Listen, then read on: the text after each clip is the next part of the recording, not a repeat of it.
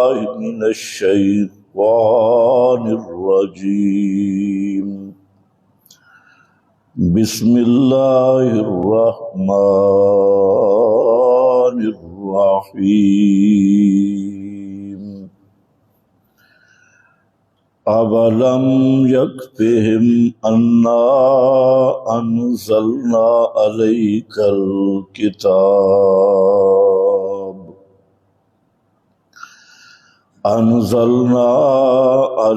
الكتاب يتلى عليهم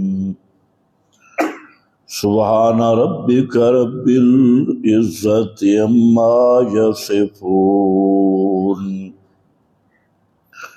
وسلام على المرسلين والحمد لله رب العالمين۔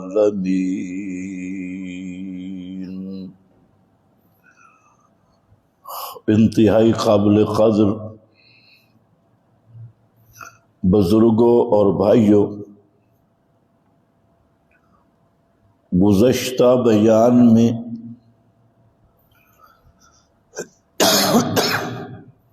آپ حضرات کی خدمت میں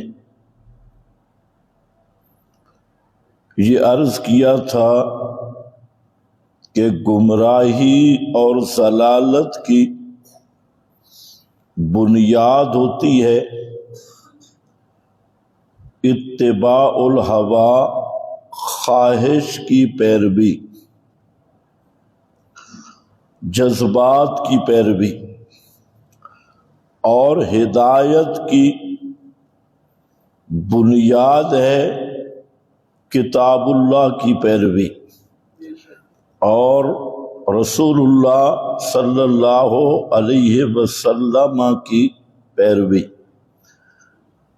اتباع رسول کا معیار بھی کتاب اللہ ہے۔ ہمارے پاس قطعی، صاف اور شفاف جو دین کا ماخذ موجود ہے وہ صرف کتاب اللہ ہے۔ اس کا یہ مطلب نہیں کہ اور مآخذ نہیں، قطعی، صاف، محفوظ ماخذ وہ صرف کتاب اللہ ہے۔ باقی دین اخذ کرنے کے جو ذرائع ہیں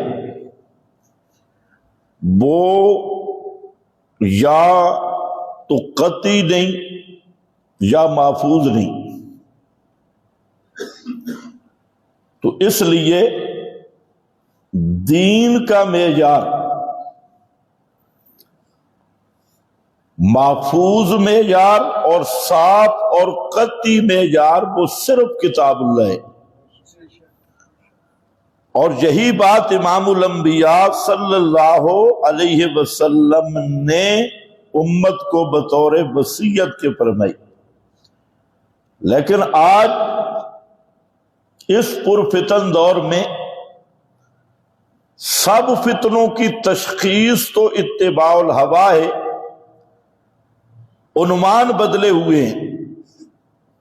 ایک فتنہ ہے اکابر پرستی کا، یہ بھی بڑا خطرناک فتنہ ہے کہ ہر فرقے نے اپنے اپنے بزرگوں کو یا الوہیت کے مقام پہ بٹھایا ہے یا کم از کم نبوت کے مقام پہ، حالانکہ صاف بات تھی اور واضح بات تھی کہ رسول اللہ صلی اللہ علیہ وسلم معصوم ہیں۔ اللہ تعالیٰ نے انبیاء کو معصوم بنایا اور امام الانبیاء صلی اللہ علیہ وسلم خاتم المعصومین ہیں، اور پھر آنکھیں بند کر کے آپ کی اتباع کا حکم دیا۔ آنکھیں بند کر کے کہاں سے لیا؟ فَاتَّبِعُونِی، इफ़त्तबिऊनी ताबाएन, और ये ताबाएन का मादा इसी से तबीआ और तबीउन है, और तबिया और तबीउन गाय के उस बच्चे को कहते हैं जो 1 साल का हो, और उस 1 साल वाले बच्चे को तबीउन या तबिया क्यों कहते हैं? इसलिए कि वो अंधाधुंध अपनी मां के पीछे होता है। उसकी मां जिधर जा रही है उसने उसी के कदम देखने, उसका कोई अपना प्रोग्राम नहीं होता। तो उसी से लफ्ज इत्तिबा निकला है, और इत्तिबा मुहम्मदी ये बगैर किसी शर्त के है, यहां कोई शर्त नहीं। इसको कहते हैं इत्तिबा अलल इतलाक, और ये मकाम सिर्फ मुहम्मदुर रसूलुल्लाह का है। ये मकाम किसी पीर का नहीं, किसी मौलवी का नहीं, हत्ता कि ये मकाम इमाम अबू हनीफा का नहीं, इमाम शाफी का नहीं, इमाम अहमद का नहीं, इमाम बुखारी का नहीं, इमाम मालिक का नहीं, इमाम मुस्लिम का नहीं, अबू दाऊद, तिरमिज़ी, इब्ने माजा, नसाई का नहीं। ये मकाम फकत मुहम्मदुर रसूलुल्लाह सल्लल्लाहु अलैहि वसल्लम का है कि जिनकी अलल इतलाक इत्तिबा की जाएगी, जो करें जो फरमाएं। वजह यह है कि अव्वल तो आपको भूल लगती नहीं, और जो लग जाए तो आप निसियान और भूल पे बाकी नहीं रखे जाते, खता और गलती पे बाकी नहीं रखे जाते।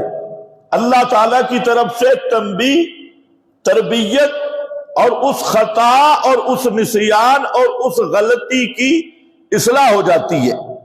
गुनाह तो हो नहीं सकता, वो तो है इस्मत की चादर, लेकिन खता और निसियान जो बशरी तकाज़ा है, क्योंकि पैगंबर भी इला नहीं होता, और जब इला नहीं तो निसियान भी हो सकता है, भूल भी हो सकती है, और खता इज्तिहादी भी हो सकती है।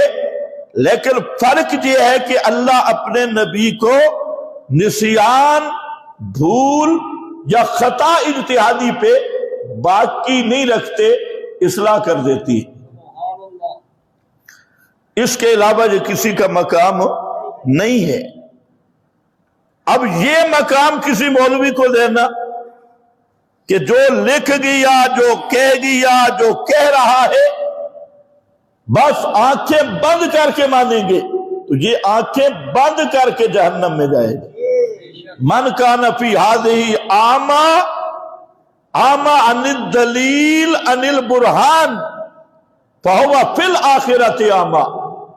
फरमाया जिसने दुनिया में अंधा बन के जिंदगी गुजारी, दलाइल की तरफ तवज्जो नहीं की, किताबुल्लाह को नहीं देखा, मुहम्मदुर रसूलुल्लाह की उस्वे हसना की तलाश और ततब्बो नहीं किया, बस अपने अपने पीरों और मौलवियों के बारे में हम अकाबिर के अंधे मुकल्लिद हैं और इनके पीछे जाने वाले हैं। फरमाया फहुवा फिल आखिरत आमा, वो क़यामत के दिन भी अंधा बन के उठेगा। और क्यों होगा? जुर्म क्या होगा? अंधा क्यों उठेगा? जुर्म क्या होगा? खुद कुरान ने बताया, नाशुरुहु यौमल क़ियामत आमा, क़यामत के दिन इस आदमी को मैं अंधा करके उठाऊंगा और कहेगा रब्बे लेमा हशरतनी आमा, अल्लाह तूने मुझे अंधा करके क्यों उठाया? बक़द कुन्तु बसीरा, मैं तो अच्छा भला देखता था, देखने वाला था।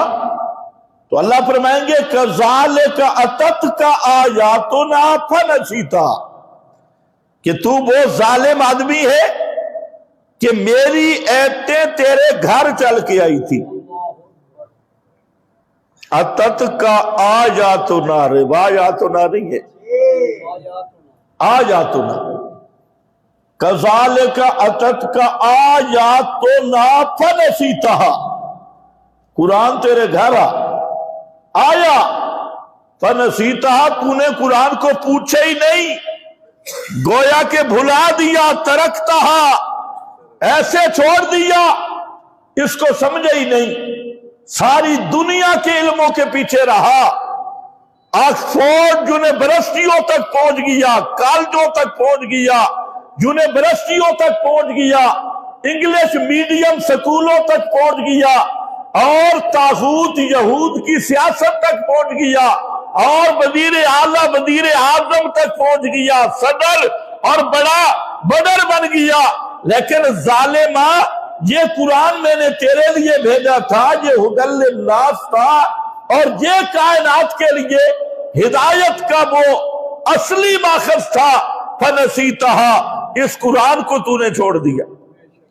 سب کچھ کرتا رہا، اس کو کذالک الیوم تنسیٰ، آج میری رحمت بھی تجھے چھوڑ دے گی، اور یہ وجہ ہے تجھے اندھا کر کے اٹھایا۔ آج تو کہتے ہیں نا ہم اندھے ہیں، اور یہاں فتنے کی بنیاد اکابر پرستی کا فتنہ، پیر پرستی کا فتنہ۔ پرستی صرف یہ نہیں ہوتی کہ ان کو سجدہ کرو، پرستی صرف یہ نہیں کہ انہیں الہ کہو، وہ حدیث نہیں یاد عدی بن حاتم کی، اتخذوا احبارهم ورهبانهم اربابا من دون اللہ والمسیح ابن مریم، آیت آئی تو اللہ کے محبوب سے پوچھا عدی نے کہ اللہ کے محبوب، قرآن نے ہم پہ ایک الزام لگایا کہ قرآن کہتا ہے کہ یہودی نصرانیوں نے اپنے مولویوں اور پیروں کو رب بنا لیا، تو کہتے ہیں ہم تو اپنے مولویوں کو رب نہیں کہتے تھے نہ پیروں کو۔ فرمایا بتاؤ، اللہ کی کتاب ایک چیز کو حلال کہتی، مولوی پیر حرام کہتا، کس کی بات مانتے تھے؟ اس کہ جی مانتے تو بزرگاں دیا سے، مانتے تو اپنے اکابر کی تھے، مشائخ اور بزرگوں کی۔ فرمایا یہی ہے ان کو رب بنانا، یہی ان کو رب، اللہ کی کتاب کے مقابل مولوی کی حیثیت، اللہ کی کتاب کے مقابل پیر کی حیثیت۔ اور آج دیکھ لو کہ ایک طرف قرآن ہوگا، مقابل حوالے، فلانے نے لکھا، فلانے نے لکھا، فلانے نے لکھا، فلانی کتاب۔ یاد رکھو، مسئلہ ذہن میں رکھ لو، قرآن کے مقابل کسی کتاب کا حوالہ پیش کرنے والا اصل زندیق اور مرتد یہ آدمی ہوتا ہے، اسے قرآن کی شان ہی نہیں پتا۔ قرآن کے ہوتے ہوئے ایک مقابلہ کیا جا رہا ہے، بالغوفی ہے، اور میں نہیں فتویٰ لگا رہا، یہ قرآن کا فتویٰ ہے۔ قال الذین کفروا، کرو مانا، قال الذین کفروا لا تسمعوا لهذا القرآن، کفروا یہ میرا فتویٰ ہے، قال الذین کفروا، اللہ فتویٰ پہلے لگائے، فتویٰ پہلے لگایا، مسئلہ بعد میں بیان کیا۔ قال الذین کفروا، کافر یہ کہتے ہیں، لا تسمعوا لهذا القرآن، اس قرآن کو نہ سنو، اور کیا کہو، والغوا فیہ۔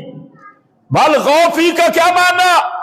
شاہ عبد القادر محدث دہلوی نے معنی کیا، جب قرآن بیان ہونا مقابلے میں بک بک کرو، بک بک کرو، والغوا فیہ۔ ادھر قرآن کی آیت آئے، تم شور مچا دو، ہمارے بزرگ نے لکھا، ہمارے اعلیٰ حضرت نے لکھا، ہمارے فلانے نے لکھا، ہمارے حجت الاسلام نے لکھا، شیخ الحدیث نے لکھا۔ ایک طرف قرآن اور مقابل بزرگ، مشائخ، اکابر، اسی کا نام ہے بک بک۔ اس کا نام کیا ہے؟ بک بک۔ قرآن کے مقابل بزرگ پیش کرے، بک بک، قرآن کے مقابل مشائخ پیش کرے، بک بک۔ تو یہ حضرت شاہ عبد القادر کا ترجمہ ہے، فرمایا والغوا فیہ، قرآن جب بیان ہونا کافر کہتے ہیں کہ مقابلے میں بک بک کرو، والغوا فیہ۔ ہر وہ کتاب جو کتاب اللہ کے مقابل آ رہی ہے وہ بک بک ہے۔ یہاں تک بے شک اگلا قدم ذرا سوچ کے، ایک طبقہ وہ اکابر پرستی میں گمراہ ہوا، اور یہ اکابر پرستی کا یہ شرک، یہ یہود و نصارہ کا شرک تھا، اور یہود نصارہ میں جے غلوب تھا، اپنے اپنے مولوی، اپنے اپنے پیر، ان کو ایسی اتھارٹی دے دی، وہ چاہے دین بدل دے، چاہے وہ شریعت سازی کرے، چاہے وہ بدعات گھڑے، جو بھی کرے، چپ بھائی، ہمارے اکابر کا طریقہ، ہمارے مشائخ کا طریقہ۔ اور اس سے بڑا خطرناک فتنہ، توجہ میری طرف رہے، اس سے بھی بڑا خطرناک فتنہ آج کے زمانے کا، وہ ہے اسنادہ صحیح، سندہ جید، اسنادہ صحیح، انٹرنیشنل نمبری کے مطابق حدیث کا نمبر فلاں، اور ساتھ علی شرط شیخین، اسنادہ صحیح سندہ جید۔ اب یہ مسئلہ یہ اہم ہے، ذرا ذہن میں رکھنا کہ یہ فتنہ اٹھا، اور اسی فتنے نے جیلمی جیسے چوہوں کو جنم دیا، اسی فتنے نے غیر مقلدوں جیسے جاہلیت کو جنم دیا، اور اسی فتنے نے بہت سارے چبلوں کو جنم دیا، اور وہ فتنہ ہوتے ہی وہ ہے جو آسانی سے سمجھ نہ آئے، آسانی سے سمجھ آ جائے وہ فتنہ کیسا، کوئی سمجھ آئیے؟ اب آپ بھی پریشان بیٹھے، بھئی اسنادہ صحیح اور کیسے فتنہ ہے، اسنادہ جید کیسے فتنہ ہے؟ میں کہتا ہوں خدا کی قسم، اس دور کا سب سے بڑا فتنہ وہ یہی ہے، سند پرستی، روات پرستی، اور یہ کہنا اردو میں کتابیں لکھ کے، اور پھر مزے کی بات، اسناد جید بھی آ رہے البانی اور زبیر علی زئی سے، نہ جن کو نہ جید کا پتہ ہے نہ اسناد کا پتہ ہے، تو اسناد جید، تو یاد رکھ لو، سب سے بڑا فتنہ حدیث کے نمبر سے پتہ نہیں چلے گا کہ فلانی جگہ پہ حدیث نمبر کھڑا ہے، ذرا توجہ میری طرف، مولویوں کو پھر بڑی تکلیف ہوگی، لیکن خیر ہے، ہم تکلیف دینے میں خوش ہوتی ہے، یہی تو وجہ ہے آج امت نظر ہی نہیں آ رہی، کدھر ہے امت؟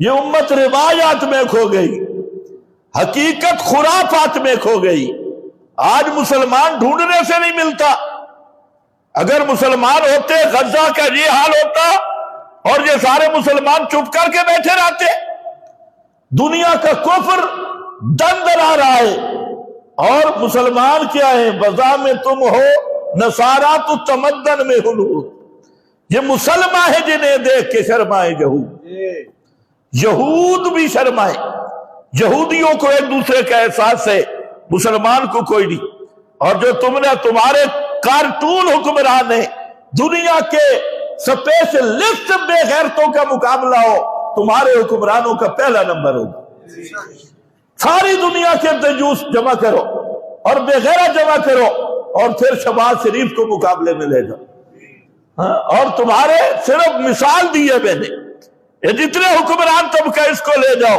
انشاءاللہ بے غیرتی دلے پن میں یہ اول نمبر آئے گا، اور پاکستان کا یہ تمغہ ملے گا اول نمبر کے جو بے غیرت ہے۔ اس سے بڑی بے غیرتی کیا ہو سکتی ہے؟ ایٹم ہمارے پاس ہے، 6 لاکھ کی فوج بھی ہمارے پاس ہے، اور اسلام کے نام پہ ہم نے ملک حاصل کیا، اور آج مسلمانوں کے ساتھ جو کچھ ہو رہا ہے غزہ میں، فلسطین میں، اور جنگ بھی کس کی ہے؟ قبلہ کی، بیت المقدس گرانے کی، اس میں آپ نے اپنے حکمرانوں کا کوئی کردار دیکھا؟ اس سے تو یورپ بہتر رہ گیا، یورپ کے حکمران چیخنے لگ گئے، لیکن تمہارے بے غیرت یہ اپنی سڑکیں بند کر کے، روڈ بند کر کے، فلانا مہمان آ رہا ہے، فلانا مہمان آ رہا ہے، انہوں نے پوری ملک کو بھیڑ بکریاں سمجھا ہوا ہے، کوئی باہر سے آئے پورا اسلام آباد بند کر دو، کوئی جلسہ آئے ساری سروس بند کر دو، انہیں کوئی پرواہ نہیں کہ باہر جھگڑے تمہارے ہیں، رولے تمہارے ہیں، اگر تمہارے پاس مہمان بٹھانے کی جگہ نہیں، قوم کو کیوں مصیبت میں ڈالتے ہو؟ کسی اور ملک میں جاؤ، کھاؤ پیو اور پھر واپس آ جاؤ۔ پورا ہفتہ اسلام آباد بند ہے، کیوں؟ مہمان آ رہے۔ میرے پاس ادھر آیا، کہتے مدرسے کی چھٹیاں کر دو۔ کیوں بھئی؟ مہمان آ رہے۔ کیا بات ہے، مہمان آئے مدرسے کی چھٹیاں، مہمان آ رہے ہیں، اچھا آ کے کیڑا پہاڑ پڑ سن، خیر آؤ۔ یہ جو فتنہ ہے یہ اب یہود کی طرف سے اور خالص ان ایجنسیوں کی رہنمائی میں نکلا، اسنادہ صحیح اسنادہ جید، بس اسی پہ کھڑا ہے۔ یاد رکھو یہ جہالت ہے اور اصول حدیث سے ناواقفی ہے۔ یہ کسی روایت کی سند صحیح ہو تو وہ روایت صحیح بن جاتی ہے۔ انہوں نے یہ سمجھا کہ اگر سند صحیح ہو نا بس حدیث صحیح ہے، اور نہ میرا بھائی، سند کا صحیح ہونا، صحت السند صحت الاسناد لا یستلزم صحت المتن۔ سارے محدثین سارے فقہا لکھ گئے کہ اس سے دھوکہ نہ کھانا کہ کسی روایت کی سند صحیح ہو تو وہ روایت بھی صحیح ہو، کوئی ضروری نہیں۔ آپ پریشان ہو گئے۔ روایت کی سند صحیح، سارے راوی سکھا، لیکن ضروری نہیں کہ وہ روایت بولو وہ روایت صحیح ہو، یہ کوئی ضروری نہیں۔ ہاں حدیث کے صحیح ہونے کے لیے ضروری ہے سند صحیح ہو، لیکن سند صحیح ہو تو روایت بھی صحیح ہے، یہ کوئی ضروری نہیں۔ اور یہی وجہ ہے کہ یہ لوگ نہیں سمجھتے، اس لیے کہ سند کے صحیح ہونے کے بعد سب سے پہلی شرط یہ ہے کہ وہ کتاب اللہ کے مخالف نہ ہو، قرآن کے مخالف نہ ہو۔ یہ سندیں ساری پیچھے رہ گئی قرآن کے، اور یہ میری بات نہیں۔ آج کچھ چبل اٹھ کے کہتے ہیں جی انکار حدیث کی بو آتی ہے، یہ اپنے ناک کا علاج کرا۔ یہ امام ابو حنیفہ، امام شافعی، امام احمد، امام مالک، امام بخاری خود اور سارے محدثین اہل اصول سب کا یہ ضابطہ ہے کہ اے لوگوں روایت کی سند صحیح ہو تب بھی روایت صحیح تب بنے گی کہ اس کے لیے شرط ہے کہ وہ کتاب اللہ کے مخالف نہ ہو۔ ایک اور بھی شرط ہے، 4 شرطیں ہیں سند صحیح ہونے کے بعد، اور یہ جتنے بیٹھے ہیں جی اسناد صحیح علی شرط شیخین فلا، بس ٹھیک ہے، انٹرنیشنل نمبری کے مطابق فلانی، کہ آگے سارے ہوتے ہیں الو، کہتے ہیں بالکل صحیح ہے نا، اس کو پتہ نہیں حدیث صحیح ہوتی کیا ہے۔ سب سے پہلی بات ہے کہ قرآن کے مخالف نہ ہو، اور قرآن کہے اولئک هم الصادقون، نبی دے سارے صحابہ سچے، اور روایت کسی صحابی کو جھوٹا کہے سند صحیح ہو وہ روایت صحیح ہوگی نہیں۔ کیوں تم دھوکے میں پڑ گئے؟ قرآن کا انکا میتم وانہم میتون انکم بعد ذالک لمیتون ثم انکم یوم القیامت تبعثون، اور قرآن کہے فیمسک التی قضا علیہ الموت، جس پہ موت آ جائے قیامت تک اس کی روح پھر بدن میں ہوتی نہیں۔ قرآن جو کہے اور روایت کہے تواد روح دفن نالی روح واپس آئے میں تے ادھے جیندے نے۔ بتا میرا بھائی کس کو مانے گا؟ اگر قرآن پہ ایمان ہے تو قرآن کا، اگر قرآن پہ ایمان نہیں تو پھر جا روایتوں کی طرف۔ قرآن پہ ایمان نہیں، پھر اکابر پرستی والا شرک، جس طرح اکابر پرستی شرک ہے اسی طرح روایت پرستی بھی شرک ہے۔ اور یہ یاد رکھ لو، پیغمبر کریم کی حدیث حجت ہے، لیکن نبی کی حدیث وہ ہے جو قرآن کے ساتھ چلے، جو قرآن کا بیان بنے، جو قرآن کی تفسیر بنے، قرآن سے ٹکرانے والا قول۔ مثال میں دیتا ہوں، مسلم میں حدیث ہے، مسلم میں، ترمذی میں، اور اسنادہ صحیح، سند بالکل صحیح ہے، اور وہ یہ ہے کہ نبی کریم علیہ السلام نے بغیر کسی عذر، بغیر کسی بارش کے، بارش بھی نہیں تھی، عذر بھی نہیں تھا، آپ نے کئی نمازیں اکٹھی کر کے پڑھی۔ مدینہ کے اندر، اب اسناد صحیح تو آ گئی ہے، سند صحیح آ گیا، سند صحیح ہے، بارش بھی نہیں، سفر بھی نہیں، عذر بھی نہیں، اور بعض روایتوں سے پتہ چلتا ہے کئی دن کی نمازیں، بعض میں کچھ نمازیں مختلف جمع کر کے پڑھی۔ اب جو انٹرنیشنل نمبر والے، انٹرنیشنل نسل ہے، وہ کیا کہتے ہیں، حدیث نمبر فلاں، صفحہ نمبر فلاں۔ مجھے اس ہفتے میں 10 فون آئے اچھے اچھے مولویوں کے، خدا کے لیے اس حدیث کا جواب دو۔ میں نے کہا تمہارا دماغ خراب، اسناد صحیح، سند صحیح آ گیا، اور حدیث کیا آئی؟ میں نے کہا آپ مجھے یہ بتائے کہ اگر نمازوں کے لیے اوقات کی پابندی نہیں، توجہ میری طرف رہے، بغیر عذر کے جمع کر رہی ہیں، تو یہ جبریل کیوں آیا تھا؟ معراج کے بعد جبریل آیا تھا اور 2 دن آپ کے ساتھ رہا، اور جبریل نے بنا کر کے دیتا نمازوں کے اوقات، کہ زور کی نماز کا وقت یہ ہے، عصر کا یہ ہے، مغرب کا یہ ہے، سارا کر کے پہلا وقت یہ ہے، آخری وقت یہ ہے، اور پھر فرمایا الوقت بین ھذا الوقتین، نمازوں کا جو وقت ہے ان 2 وقتوں کے درمیان ہے، یہ مرضی کرنی ہے۔ پھر کئی حدیثیں، حضرت جابر، بڑے بڑے صحابہ، وہ ناراض ہو رہے ہیں حکمرانوں پہ، اور اس وقت کے حکمران جو بعد کے سے، یاد رکھو حضرت معاویہ کے بعد آنے والے، ان پہ وہ ناراض ہوئے کہ تم نماز لیٹ کیوں پڑھتے ہو، پہلے وقت میں کیوں نہیں پڑھتے؟ اگر بغیر کسی عذر مطر کے جمع کرنا ہے تو پھر ٹائم پہ پڑھنے کی کیا ضرورت ہے؟ پھر تو جب دکان سے آدمی چھٹی کرے نمازیں اکٹھی پڑھ لے، پھر وقتوں کی پابندی کیوں ہے؟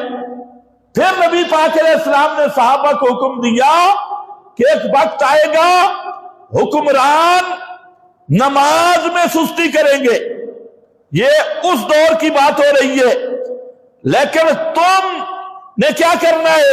جب نماز کا وقت آ جائے اپنے وقت پہ نماز پڑھنا، اور بعد میں جو آپ نماز پڑھیں گے وہ نفل ہوگی، جو فرض نماز ہے وہ اپنے وقت پہ علیحدہ پڑھ لینا۔ یہ کیوں آپ نے فرمایا بھائی؟ مرضی ہے، نہ بارش ہے، نہ مرض ہے، نہ کچھ، تھے بغیر آپ ادھر جمع کر رہے ہیں، ادھر ان کو کہتے ہیں اپنے وقت پہ الگ پڑھنا۔ ادھر صحابہ ایک ایک کو پکڑ رہے ہیں، تھوڑا سا لیٹ ہو رہا ہے، پکڑ رہے ہیں بھائی آپ نماز کیوں لیٹ کر رہے ہیں؟ تو اگر ایک چھٹی ہے بھئی، جب بغیر عذر کے نمازیں جمع کرنا، تو پھر یہ کیا مسئلہ ہے؟ اب مولوی پریشان ہو گئے۔ میں نے کہا پریشان تم رہو گے کیونکہ تم نے دیکھا اسنادہ صحیح، اور تم نے امام سے نہیں پوچھا۔ ہمارا امام یہ ہے، قرآن ہمارا امام ہے۔ تم نے راویوں سے پوچھا، قرآن سے نہیں پوچھا۔ یا اللہ نماز کا کیا مسئلہ ہے؟ فرمایا ان الصلاۃ کانت علی المؤمنین کتابا موقوتا، نماز اللہ نے وقتوں میں فرض کی ہے اور وقتوں کے اندر پڑھنی ہے۔ اب قرآن کہتا ہے نماز وقتوں میں فرض ہے، وقتوں میں پڑھنی ہے، اور امام بخاری رحمت اللہ علیہ جب یہ چیپٹر لائے اوقات صلاۃ کا، نمازوں کا، سب سے پہلے یہی آیت لکھی ان الصلاۃ کانت علی المؤمنین کتابا موقوتا۔ اب میں نے کہا جو مومن ہے وہ تو مطمئن ہو گیا کہ پیغمبر قرآن کے خلاف کبھی کر سکتے ہی نہیں۔ قرآن کہے وقتوں میں نماز فرض ہے کہ آپ بغیر عذر کے پڑھے کٹھی کر کے، کوئی عذر بھی نہ ہو، اور فرمایا کہ امت کے لیے آسانی، مطلب امت کے لیے آسانی یہ کہ امت قرآن کا مخالفت کرے، قرآن کا انکار، یہ امت کے لیے آسانی ہے۔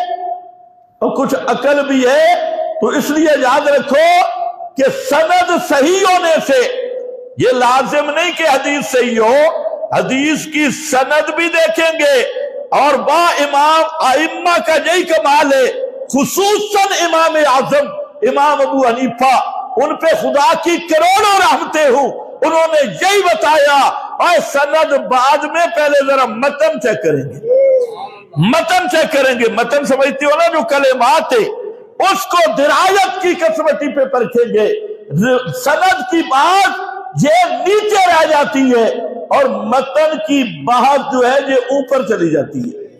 لیکن تمہیں کیا تعارف کرایا گیا اور کیا کرایا جا رہا ہے؟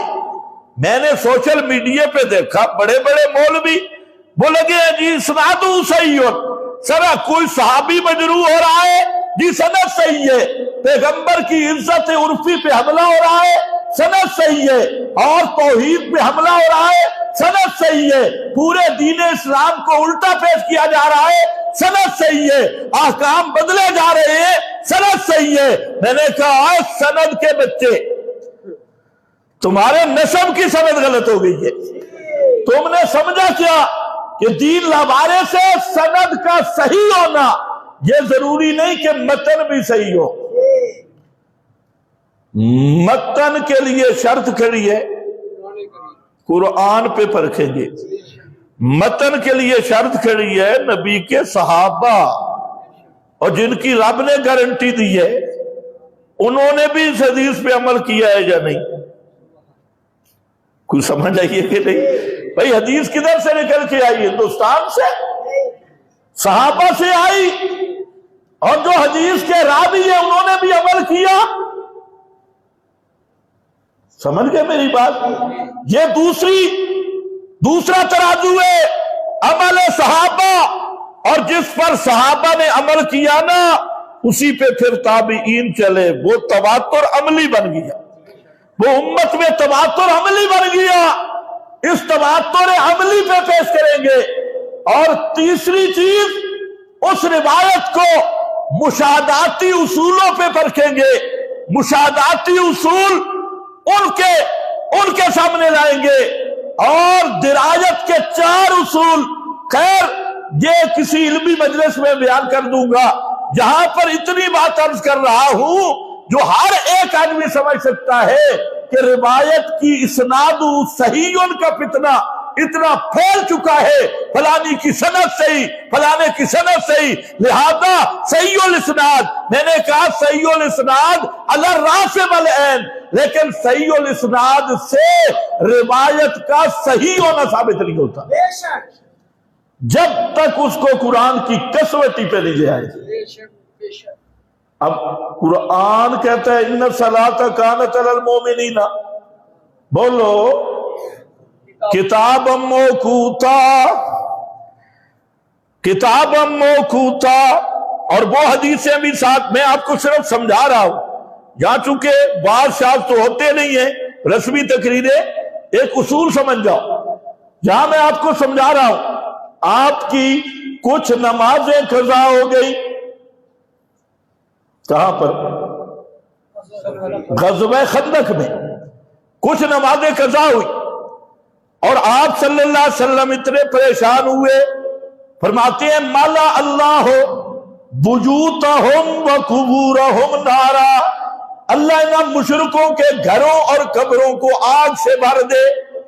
انہوں نے ہمیں شغلونا، انہوں نے ہمیں مصروف کر دیا، ہماری نمازیں وقت پہ رہ گئی۔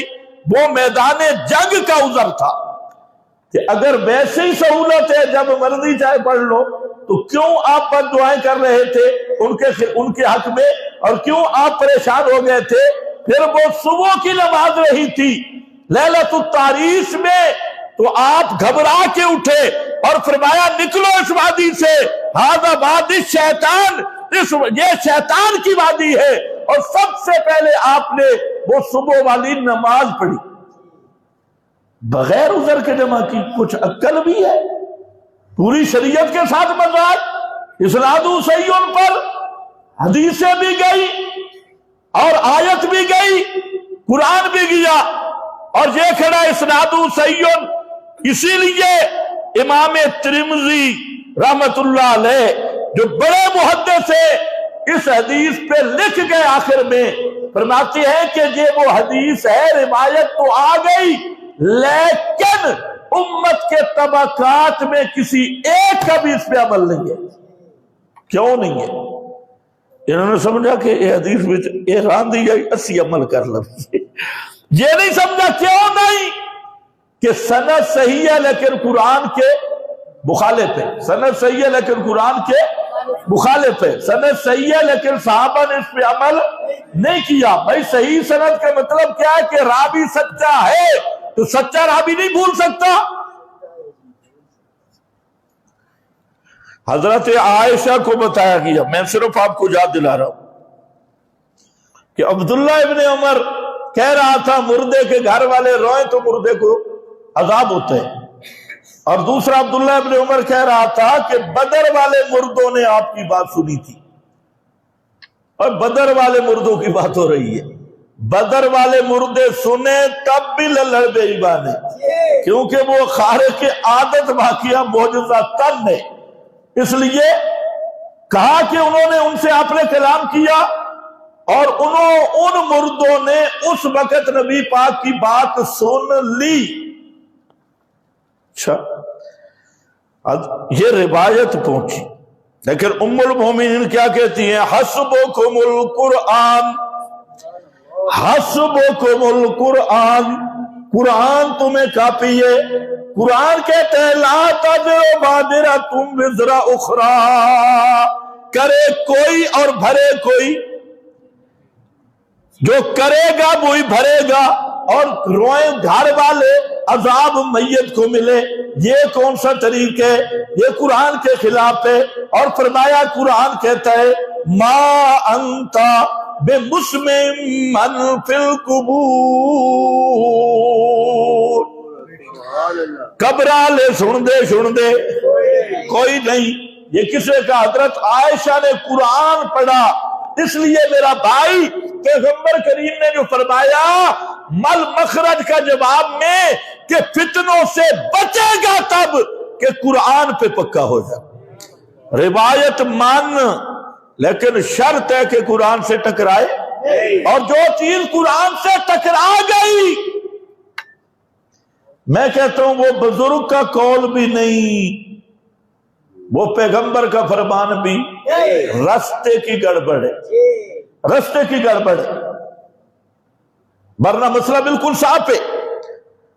اسنادہ صحیح، یہ آج کا فتنہ ہے، اور انٹرنیشنل نمبری کے مطابق، اور انٹرنیشنل نمبری جو طلبہ حدیث پڑھ رہے ہیں، ہم نے ان کو لگایا ہوئے اس انٹرنیشنل نمبری پہ ایک حدیث 27 جگہ پہ آئے گی، 26 جگہ پہ آئے گی، اور ایک نمبر سے مسئلہ حل نہیں ہوگا، سارے نمبر نکال کے پھر دیکھنا ہوگا، نہیں تو تو خود 10 نمبر بن جائے گا۔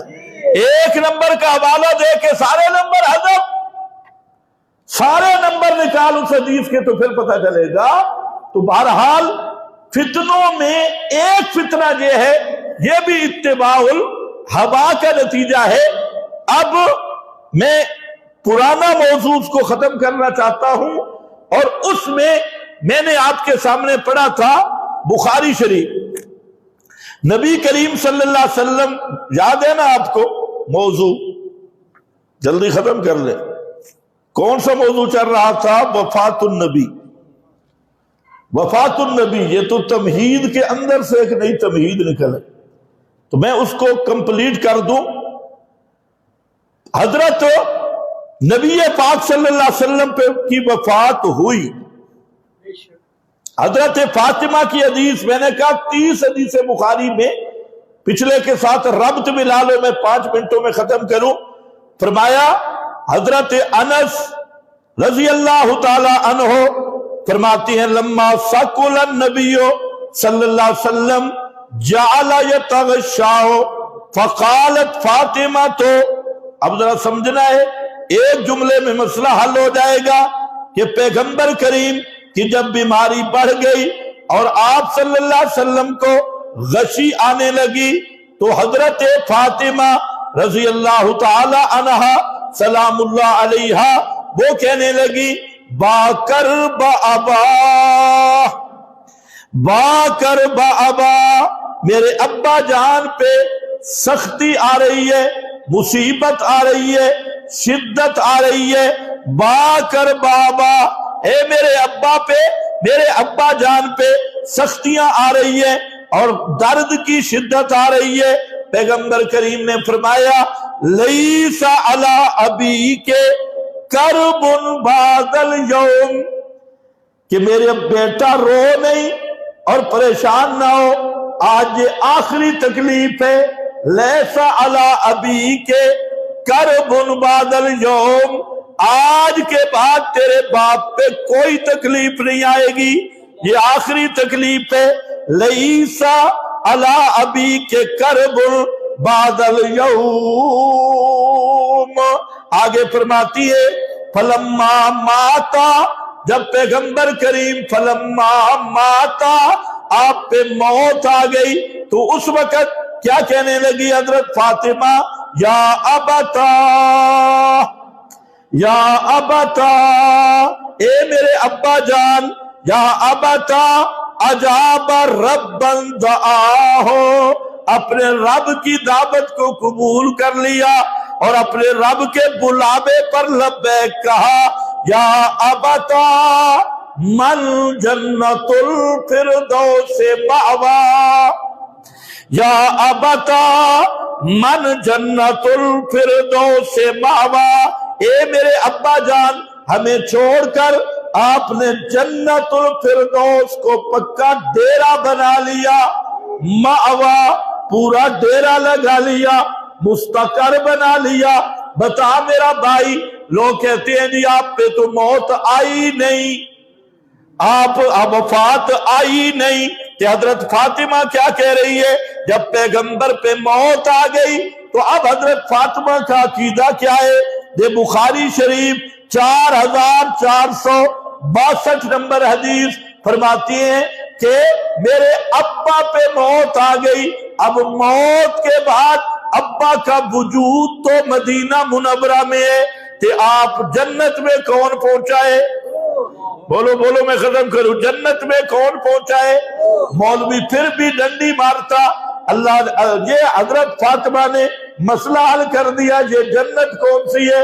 مولوی نو جنت ہی نہیں پی لبدی، کوئی لنگڑا سا مشرک مر جائے تو کہتے اللہ جنت الفردوس عطا فرمائے، درب ایمانہ۔ اور پیغمبر کی جب بات ہو جنت الفردوس کی تو اسے تکلیف ہو جاتی ہے، اپنا کوئی کوڑی ملہ ہی مر جائے، اللہ اس کو جنت الفردوس عطا کرے، تو جنت الفردوس پتہ ہی کتنے زمین ہے؟ جنت الفردوس یہی بخاری سقفہ عرش الرحمن، سقفہ عرش الرحمن، جنت الفردوس کا چھت لنٹر رحمان کا عرش ہے، یہ وہ ہے۔ اور جنت وہ شروع کہاں سے ہوتی ہے؟ عند سدرۃ المنتہی، عندہا جنت الماوا، جنت کا پہلا مہمان خانہ اس کا نام الماوا ہے، جو سب سے پہلی مہمانی ہوتی ہے، اور وہ 7 آسمانوں سے اوپر ہے، وہ زمین کے اندر نہیں ہے۔ تو حضرت فاطمہ نے بتا دیا کہ میرے بابا آپ کا وجود مقدس تو مدینہ کی قبر میں ہے، اور جنت الفردوس میں کون پہنچائے؟ آپ کی پاک روح جنت الفردوس میں پہنچ گئی، اور 10 نہیں زیادہ حدیثیں جہاں موجود ہیں پیغمبر کریم نے یہی دعا مانگی تھی، اللہم الحقنی بالرفیق الاعلی، اللہ مجھے رفیق اعلیٰ پہنچا دے۔ اور رفیق اعلیٰ 14 صدیوں کے علماء متفق ہیں، حنبلی، شافعی، مالکی اور حنفی، سب کے سب، کوئی شرابی بخاری مسلم کی اٹھاؤ، سب کہتی ہیں یہ رفیق اعلیٰ المکان الذی یسکنون فیہا ارواح الانبیاء، یہ جنت کا وہ مقام ہے جو انبیاء کی ارواح کے رہنے کا پکا ٹھکانہ اور مستقر ہے۔ یہ حدیثیں نظر نہیں آتی، یہ حدیثیں ان کو نظر نہیں آتی۔ ان الانبیاء واجاء فی قبورہم یصلون، یہ ادھر ہی آئے۔ کیوں؟ اس لیے کہ یہ حدیث قرآن اس پہ پہرا دے رہا ہے۔ قرآن بھی یہی کہتا ہے، یا ایتھا النفس المطمئنہ ارجعی الی ربک راضیۃ مرضیہ فادخلی فی عبادی وادخلی جنتی ان کان من المقربین فروح وریحان وجنت نعیم۔ اللہ فرماتے ہیں کوئی ہو مقرب مرنے والا، شہید ہو، نبی ہو، اللہ کا مقرب ہو مرنے والا، تو اس کی روح جاتی ہے جنت و نعیم۔ اب حدیث بھی قرآن بھی سمجھو ہے۔ تو پیغمبر کریم پہ موت آئی، اور موت کے بعد کہاں چلے گئے؟ بولو جنت، نہ کہو جنت الفردوس۔ جنت صرف نہیں، کیونکہ ادھر مولوی ڈنڈی مارتی، جنت الفردوس رفیق اعلیٰ، اور وہی ہے جگہ رہنے کی۔ یہ دنیا کیا ہے جس کے ساتھ محبت کرتا ہے۔ اور دیکھ کل یحییٰ سمار ہیں، یحییٰ سمار حماس کے بڑے کمانڈر اور سربراہ، جو اس وقت کے مجاہد اعظم، اور تیرے سارے حکمران جمع ہوں اور مولوی جمع ہوں، خدا کی قسم اس مجاہد کے طلبوں کا مقابلہ بھی نہیں کر سکتے۔ یحییٰ سمار شہید ہو گئے، لیکن اسرائیل نے خود حیران ہو گئے، پہچانا کیسے کہ جب ان کے ساتھی شہید ہوئے تو یحییٰ سمار وہ میدان میں اگلی صفوں میں خود لڑ رہا ہے، سربراہ ہے حماس کا۔ اس کے بعد یہ جو ہنیہ کے بعد، اسماعیل ہنیہ کے بعد وہ سربراہ بنا، اور میدان میں شیر کھڑا ہے بوڑھا، جوان بھی نہیں اور وجود بھی پتلا سا ہے، اس کے بازو کٹ گئے لیکن پھر بھی آدمی ڈٹا رہا۔ اور اسرائیلی یہودی اتنے پریشان ہو گئے، آخری 15 منٹ کی اس کی ویڈیو بھی آ گئی، اس کی لڑائی کی، انہوں نے میزائل مارے، ٹینکوں کے گولے چلائے اور ڈرون مارے، لیکن یحییٰ سمار پھر بھی تنہا 15 منٹ تک گولیوں کے اندر لڑتا رہا۔ یہ وہ منظر ہے، یہ وہ یاد ہے نبی کے صحابہ کی یاد ہے۔ صحابہ اس طرح مومن تھے، جو اللہ نے مطالبہ کیا نا آمنوا کما آمن الناس۔ اور یہ جتنے حکمران، انہیں غیرت نہیں آئی، 12 مہینے نہیں 13واں مہینہ شروع ہو گیا، اور غزہ میں دنیا کی وہ بربریت پھیلائی گئی۔ دنیا کا کوئی ایسا ظلم نہیں، بلکہ ظلم کا لفظ بھی حق ادا نہیں کرتا۔ لاکھوں ٹن بارود کارپیٹ کر دیا گیا، اتنا بڑا غزہ، 41-45 کلومیٹر، لیکن پانی بند، روٹی بند، دوائیں بند، ہر طرف سے محاصرہ کر کے آگ برسائی گئی۔ لیکن ان شیروں کو وہ کہاں سے قوت ملی کہ بازو کٹ گئے تب بھی میدان میں ڈٹے۔ سربراہ یوں ہوتی ہے اور بڑے لوگ یوں ہوتی ہے، اور یہی بات تھی، میں دیکھ رہا تھا جنگ موتا بخاری میں کہ نبی کریم علیہ السلام نے 3 یک کے بعد دیگر کمانڈر مقرر کیے، بالکل یہی منظر ہے، شان ان کی زیادہ ہے اور اتباع ان کی کو سلام ہے، صحابہ کی اتباع انہوں نے کی ہے۔ تو 3 کمانڈر، یہ بھی عیسائیوں کے ساتھ جنگ تھی، 3 کمانڈر یک کے بعد دیگرے، ان میں حضرت جعفر تیار اور یہ نبی پاک صلی اللہ علیہ وسلم کے قریبی رشتہ دار حضرت جعفر، ان کو بھی بھیجا، اور عبداللہ ابن رواح ان کو بھی بھیجا۔ 3 کمانڈر مقرر کیے، عبداللہ ابن رواح بھی، اور حضرت علی کا بھائی ہے، حضرت علی کا بھائی ہے۔ اب فرمایا اور پیغمبر اور حضرت زید اسامہ بن زید، یہ زید اسامہ بن زید، یہ زید میں بیٹھے ہوئے تھے، حتیٰ کہ اللہ نے درمیان کے پردے اٹھا دیے اور جنگ موتا کا منظر سامنے آ گیا کہ کس طرح مجاہدین لڑ رہے ہیں، لاکھوں کی فوج کے ساتھ یہ لڑ رہے ہیں، اور پیغمبر کریم مدینہ منورہ میں بیٹھے ہیں، درمیان سے پردے اٹھ گئے۔ اور اپنے عقیدے کا اظہار کرو، اللہ بتانے پہ چاہے تو لاکھوں میلوں کے پردے بھی اٹھا دیتا ہے۔ یہ ہوتا ہے نبی کے لیے غیب، اخبار غیب، اس کو اخبار غیب کہتی ہے۔ یہ ہے نبی کا معجزاتی علم۔ معجزاتی علم یہ ہے کہ جب چاہے تو سینکڑوں میلوں سے پردہ ہٹا دے، اور نہ چاہے تو پاؤں کے نیچے کا بھی پتہ نہ چلے۔ جیسے حضرت یعقوب ہے، کنان کے کنویں کا پتہ کوئی نہیں، 7 چند میلوں پہ یوسف ہے، اپنے گھر میں مشورے ہو رہے ہیں بھائیوں کے، بیٹوں کے، ان کے مشوروں کا علم نہیں، 40 سال تک پتہ نہیں چلا، اور اللہ نے چاہا کرتا مصر سے چلا، اور حضرت یعقوب کہتے ہیں انی لاجد ریح یوسف، یہی بات ہم کہتی ہیں رب بتائے تجھے بجلی کی مانے دے، جب بجلی کڑکے تو دور تک بھی نظر آ جاتا ہے، اور جب بجلی ختم ہو جائے اندھیرا ہوتا ہے۔ اللہ وحی کے ذریعے بتانا چاہے سینکڑوں میلوں سے بتا دیتا ہے، اور نہ بتانا چاہے تو گھر کا پتہ بھی لگتا نہیں۔ ہر وقت ہر چیز جاننے والا کون ہے؟ کتنا آسان مسئلہ ہے۔ فرمایا درمیان سے پردے اٹھا دیے۔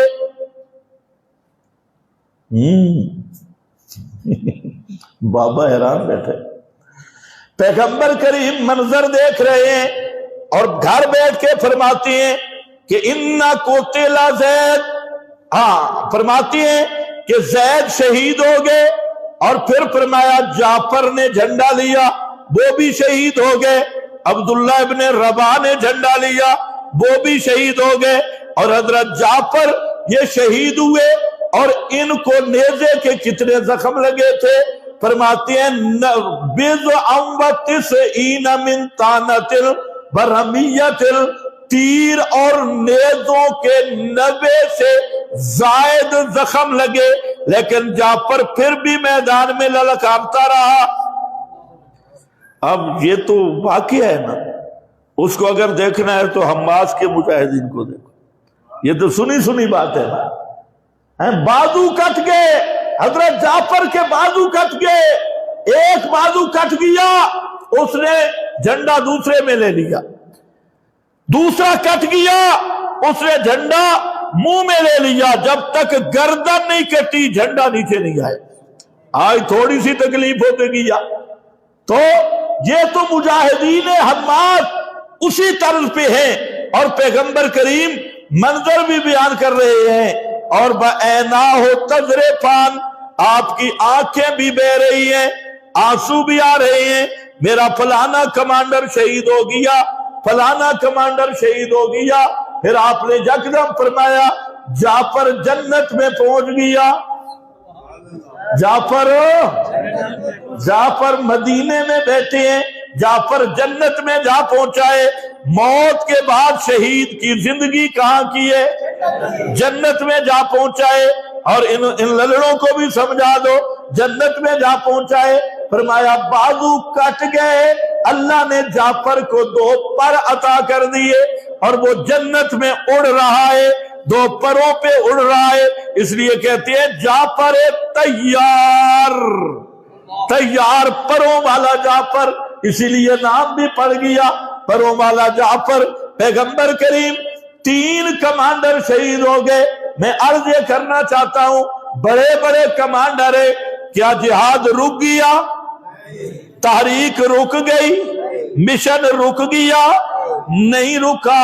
فرمایا اب یہ 3 کمانڈر جب شہید ہوئے, اخذ الرعیۃ زید فاصیب ثم اخذ جعفر فاصیب ثم اخذ ابن رواحہ فاصیب بعیناہ تذرفان حتی اخذ الرعیۃ سیف من سیوف اللہ, حتیٰ کہ تلوار اب آ گئی سیف من سیوف اللہ کے ہاتھ. تلوار تو پہلے بھی تھی, کمانڈ, اب کمانڈ کس کے ہاتھ میں آ گئی؟ اللہ کی تلوار کے ہاتھ میں. کون تھا؟ اللہ کی تلوار کون ہے؟ پیغمبر کہتے ہیں سیف من سیوف اللہ, اللہ کی تلوار. وہ ان کے جب کمانڈ, وہ خود آگے بڑھے اور سنبھال لیا اس کو. بڑی عبرت ہے یہودیوں کے لیے, نصرانیوں کے لیے. یہ سمجھتے ہیں کمانڈر شہید ہو گئے, تاریخ ختم ہو جائے گی. نامزد کمانڈر تینوں شہید ہو گئے, 4تھا خود کھڑا ہو گیا, خود بخود کھڑا ہوا. پھر جب خالد میدان میں آیا 9 تلواریں ٹوٹ گئی. بخاری 9 تلواریں ٹوٹ گئی, 9 کی 9 تلواریں, اور کفار اور مشرکین کو مولی اور گاجر کی طرح کاٹا. لاکھوں کی فوج بھاگ گئی اور مجاہدین جیت گئے. دعا کرو اسی طرح اللہ حماس کو فتح عطا کرے. یہودیوں کا مکالمہ ہو, اس لیے یہودی اور یہودی نواز حکمران یہ بھی یاد رکھ لو کہ یہودی اتنے مجرم نہیں جتنے تم بے غیرت اور مجرم ہو. تمہارے اندر حیا اور ایمان کی رتی نہیں کہ 12-13 مہینے تک تم انتظار کرتے رہے. لعنت ہے تمہاری سیاست پر, اور لعنت ہے تمہارے وزارت پر, اور لعنت ہے تمہارے عہدوں پر. وہ کس کام کے عہدے ہیں جو مظلوم مسلمانوں کا ساتھ نہ دے. تم اب بھی یہودیوں کو سجدہ کر رہے ہو, اب بھی تم نصرانیوں کو سجدہ کر رہے ہو, اور تم بھی نظر ثانی کرو. یہ ساری برکتیں کس کی ہیں؟ جمہوریت کی. کس کی برکتیں ہیں؟ یہ جمہوری نظام چل رہا ہے اوپر سے نیچے تک. اور وہ امریکہ جس نے یہودی کتا مسلمانوں کے خلاف چھوڑا ہوا, مسلمان اتنے سادہ ہیں اب تک اس کو نہیں سمجھے. سال تک وہ دھوکہ دیتا رہا. ہم نے پہلے دن کہا یہ غدار دھوکہ دے رہا ہے, میں جنگ بندی کراتا ہوں, فلاں کراتا ہوں, فلاں. سارے مسلمانوں کو روک کے رکھا, آج جنگ بندی, کل جنگ بندی, فلاں جنگ بندی. اب آ گیا جب آخر وقت آیا, اب ساری اس کی فوجیں بھی, اس کا تھاٹ بھی, اس کا حفاظتی نظام بھی وہ پہنچ گیا اسرائیل میں. وہ کہاں گئی جنگ بندی, لیکن یہ مسلمان ہے کہ اب بھی امریکہ کو سجدہ کر رہا ہے اتنی غداریوں کے بعد. حالانکہ دنیا کا سب سے ظالم اور دہشت گرد یہ امریکہ اور اقوام متحدہ, سب سے بڑی خونخوار اور ظالم یہ لوگ ہیں جو دجال کے پیروکار ہیں.